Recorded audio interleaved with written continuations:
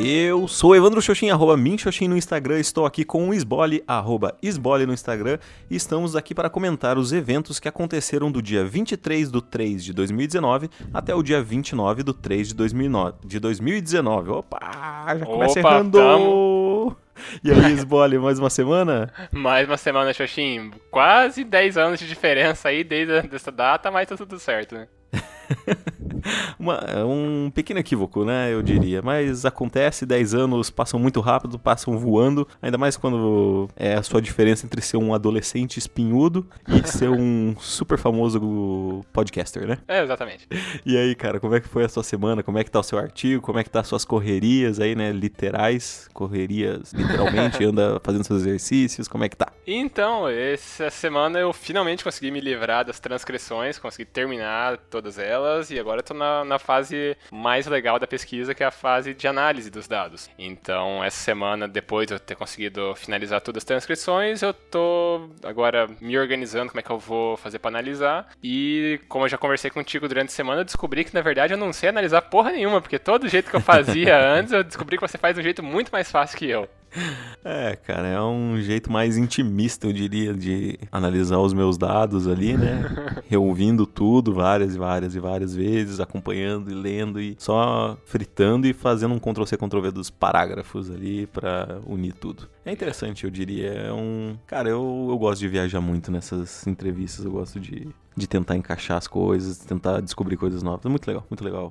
E as suas corridinhas? Cara, então, como eu disse no último episódio, eu decidi começar a correr. Eu não corri todos os dias dessa semana, mas eu me exercitei todos os dias dessa semana. Então eu corri 3 dias, me exercitei os outros dias durante a semana. Então eu acho que, assim, eu vou mantendo um ritmo devagar e sempre, porque todas as vezes que eu decido começar a correr, eu me empolgo, eu vou já num ritmo super forte, meu joelho explode uma semana depois. Então vamos aí na maciota e vai dar tudo certo.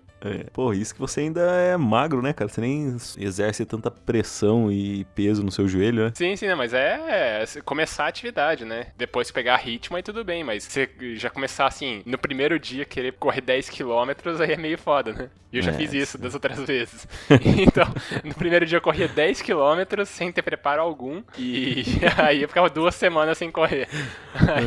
Aí não adiantava nada. Né, caraca, é realmente complicado. É, cara, foi uma semana, então, digamos, realmente produtiva pra você, né? Foi. Finalmente eu tô me sentindo satisfeito com os seus progressos. Porque nas outras semanas eu vinha falando só que, eu tenho que fazer isso, a transcrição não tá andando, ou tá andando, mas eu não tenho o que fazer além disso, então eu ficava preso naquele processo. Uma vez que terminou isso, agora a gente parte pra parte que eu mais gosto, que é a fase de análise, né? Agora eu acho que é um negócio que vai andar bem pra caramba daqui pra frente. E, agora acabei de me lembrar de uma outra coisa que eu falei de entrevista.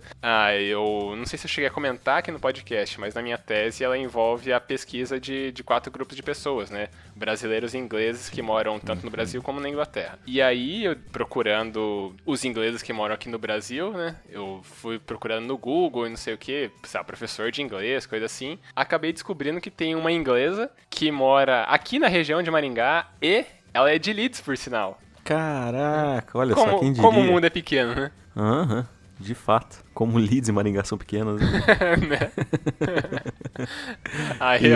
E você já falou com ela, alguma coisa assim? Eu mandei mensagem e tal, ela disse que tem interesse em contribuir, né, com a pesquisa, e ela dá aula de inglês particular, daí ela ficou de ver na agenda dela e me retornar. Aí isso foi ontem, sexta-feira, então imagino que agora, fim de semana, ela não vai me retornar, mas segunda-feira mandou uma mensagem pra lembrar e ver se a gente consegue marcar o começo das entrevistas pra logo.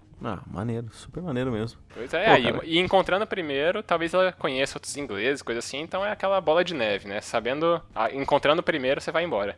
É, isso é verdade, isso é bem legal mesmo. Pô, cara, que bom, a minha semana ela foi recheada de notícias boas para os meus amigos, eu tô praticamente sim, muito feliz. Descobri que amigos meus começaram a namorar, que eles estão amando e que isso só me deixa mais e mais contente. Porque às vezes a vida não é só sobre a gente, né, cara? Sobre as pessoas que estão ao nosso redor, e saber que a sua semana também foi boa me deixa extremamente feliz e satisfeito. Apesar de que, né, essa segunda-feira eu começo a de fato substituir a recepcionista. Então vou passar aí meu mês inteiro de abril acordando 5:30 da manhã pra ter que ir trabalhar e ficar aí até altas horas conversando com os senhorzinhos e senhorzinhas que estão no tratamento contra o câncer. Mas confesso que fiz boas ações essa semana também e talvez tenha impactado um pouco na minha felicidade aí.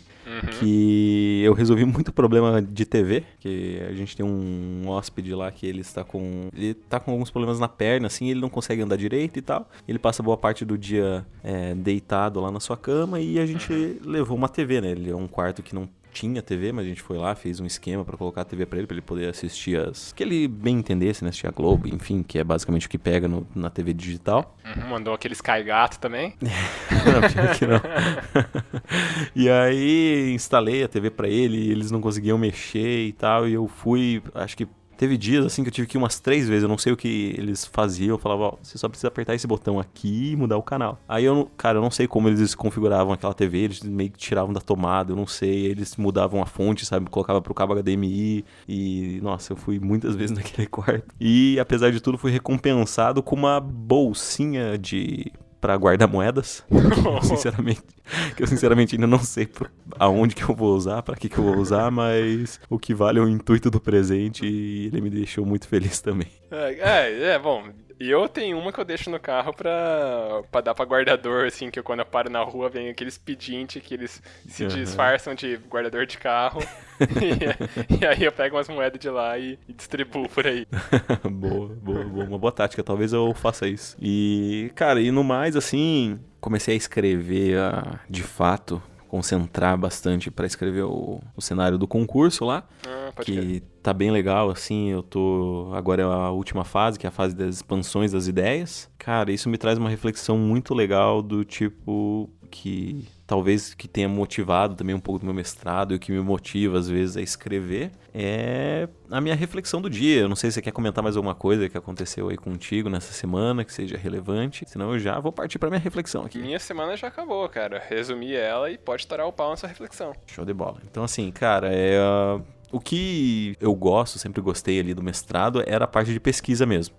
A gente tem esse lado meio que oposto, né? Que você prefere muito mais dar aula e ser um professor do que ser um pesquisador, e pra mim é justamente o contrário. Eu prefiro muito mais pesquisar, descobrir, do que de fato ser um professor. Apesar de que cada um tem suas vantagens, né? E nessa escrita da criação do mundo, eu gosto sempre de misturar a realidade com a ficção, né? Eu não gosto de fazer algo pautado no foda-se da minha mente. Aí eu começo a buscar conceitos e tal, pesquisar sobre conceitos mesmo. Por exemplo, eu tava pesquisando sobre o que era o vazio. E é muito engraçado como o vazio, pra gente aqui na cultura ocidental, digamos assim, ela simplesmente representa a ausência de tudo, né? O nada. É vazio, você não tem nada. É aquele... Talvez a melhor representação seja, tipo, alguma coisa negra, assim, sabe? O escuro. É o vazio. E eu tava procurando alguns conceitos orientais, né? Que é muito engraçado como eles têm essa diferença de percepção. E eles têm um conceito de Ma e um conceito de Shunyata, se eu não me engano. Ou Shungata, Shunyata, alguma coisa assim. Enfim. Alguma palavra japonesa que começa com san, e o resto eu não lembro. Que é basicamente a percepção de Ma é o vazio, só que é um vazio com uma possibilidade, sabe? E eu até vi esse emprego do Ma na própria cinematografia japonesa, nos filmes como Viagem de Chihiro, Meu Amigo Totoro, ou Meu Vizinho Totoro, não lembro como é que ficou traduzido aqui no Brasil. Acho que ficou Meu Amigo. Enfim, eu não lembro o título original, mas lembro o título em inglês, né? E, cara, é muito, muito legal, assim, ter essa percepção, descobrir outras coisas e ver conceitos que parecem, assim, tão pré-definidos pra gente, como elas podem ter um significado diferente pra outras culturas, né? Que nem eu falei, o Ma mesmo, ele é um vazio com uma possibilidade, ele não é, tipo, uma coisa ruim, que é o que a gente associa, né? Tipo, tô sentindo meu vazio aqui, minha solidão. O Ma é, tipo, aquele vazio que vai gerar uma possibilidade, é como se fosse o vazio da porta pro fim do túnel, sabe? Uma analogia assim meio esdrúxula. E, cara, é muito interessante isso.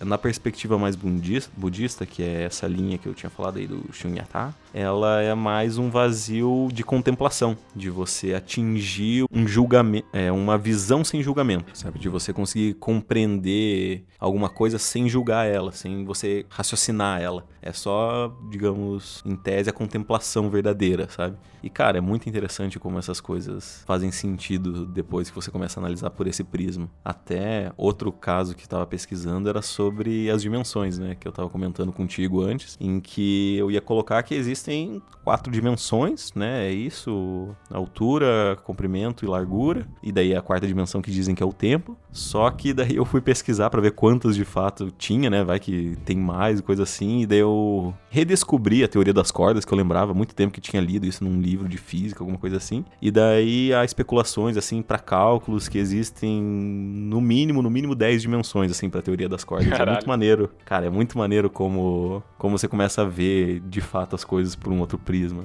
Enfim, ajudou muito, assim, a misturar realidade com ficção, sabe? Porque, claro, que eu não tenho nenhum conhecimento super específico, tanto religioso, né, dessa perspectiva que eu tinha falado do budismo, e muito menos físico, que é da teoria das cordas, né? Então, cara, é maneiro, assim, poder brincar com isso, com conceitos de realidade e conceitos da ficção que eu invento. E tô muito satisfeito com isso e, cara, acho que de novo a gente retorna para aquela coisa do buscar o novo, né, cara? Ver as coisas por outro lado. E fica aí tanto a minha reflexão quanto uma dica para as pessoas aí pesquisem e descubram coisas novas. Ah, que massa. E eu vou seguir a minha reflexão puxando um gancho da sua reflexão sobre a teoria das cordas. Olha aí, que massa. Que você disse assim, eu fui pesquisar, né, redescobrir ela e acabei descobrindo uma coisa que eu, sei lá, já tinha dado como um certo, talvez, né, que pra você tinham 4 dimensões e não tinha por que se questionar disso. E eu fiquei pensando agora, né, sobre a reflexão que eu tava preparando,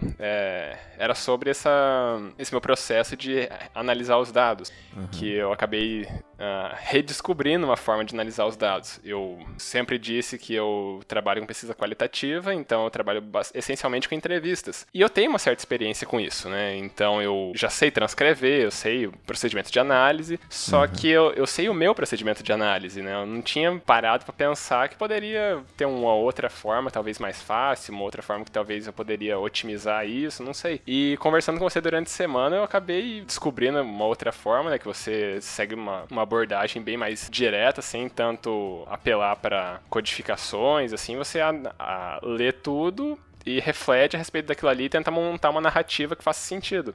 E eu tava seguindo uma outra pegada, e a gente tem que parar às vezes e se questionar, né, se aquilo que a gente faz realmente faz sentido, se tem uma melhor forma, aceitar que você não sabe tudo. Acho que isso daí é uma das melhores coisas que a gente aprende, né, seguindo pro meio acadêmico de mestrado e doutorado, parar pra pensar, refletir e aceitar outras possibilidades. E eu vi isso bem explícito nessa conversa que a gente teve durante a semana, de que o jeito que eu tava fazendo ia me tomar um tempo que ia dar certo, mas parando a me questionar, eu pude descobrir uma outra forma, né? E tá aberto a isso, aceitar essa possibilidade, pode ser uma coisa bem interessante. Então, minha reflexão segue nisso. Parar pra pensar se aquilo que a gente faz, normalmente, poderia ser repensado, né? Poderia ser visto de uma outra forma e mudar, aceitar a mudança. É engraçado que eu acho que todo verdadeiro cientista, ele já parte do princípio de que ele próprio está errado, né? Então, buscar novas formas, eu acho que está muito intrínseco no pensamento crítico, no pensamento científico, né?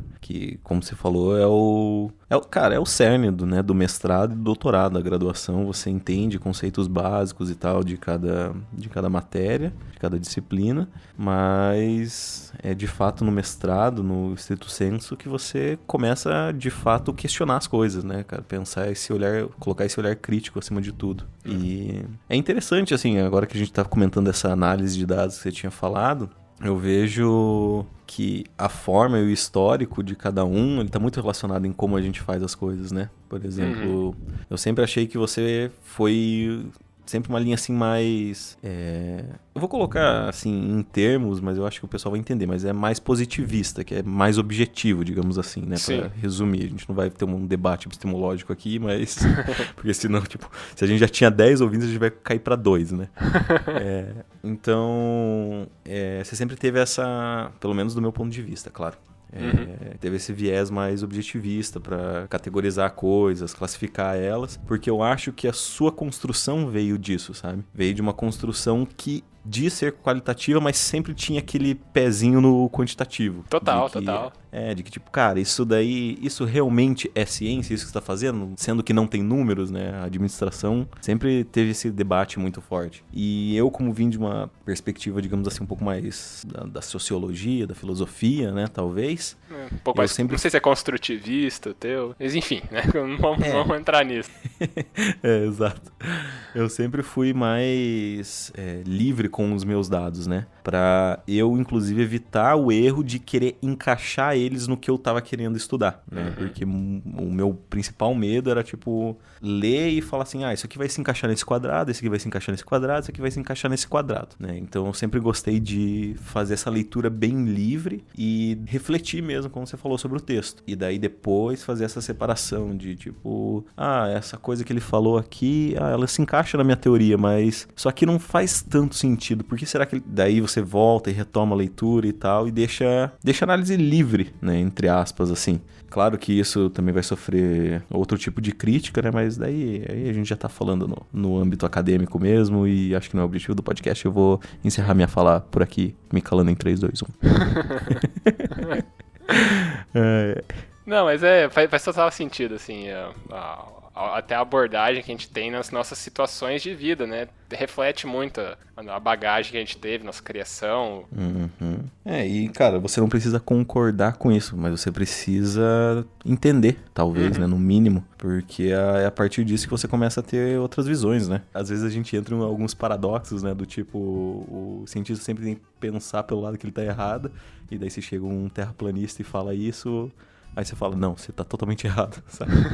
É uns paradoxos muito interessantes, né, cara? Coisas da vida, né, cara? Enfim, então, essa semana a gente acabou não tendo feedbacks, mas a galera não conta com isso, que a gente tem tudo já estrategicamente planejado nesse podcast. Exato. Então, como a gente não tem feedback, hoje a gente vai dar uma sugestão de coisa pra vocês. Olha aí, quem diria.